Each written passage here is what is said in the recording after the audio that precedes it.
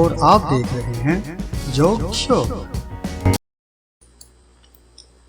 Private schools.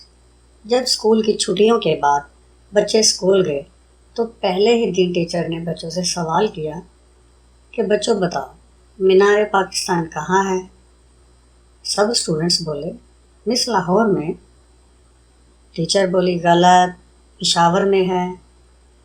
सभी students सोच में पड़ गए। इस बात का स्टूडेंट्स ने अपने वालिदैन को बताया कि टीचर हमें गलत सबक पढ़ाती है। हमसे पूछा कि मीनार पाकिस्तान कहाँ है।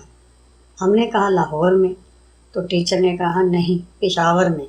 अगले दिन जब स्कूल जाना था तो सभी वालिदैन बच्चों के साथ स्कूल पहुँचे और टीचर को कहा कि आप बच्चों को गलत सबक पढ़ाती हैं।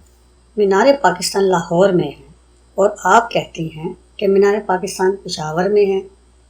टीचर ने कहा कि आप सबसे पहले छुट्टियों की फ़ीस जमा करवाएं। जब फ़ीस जमा करवा देंगे तो मीनार पाकिस्तान लाहौर में आ जाएगा।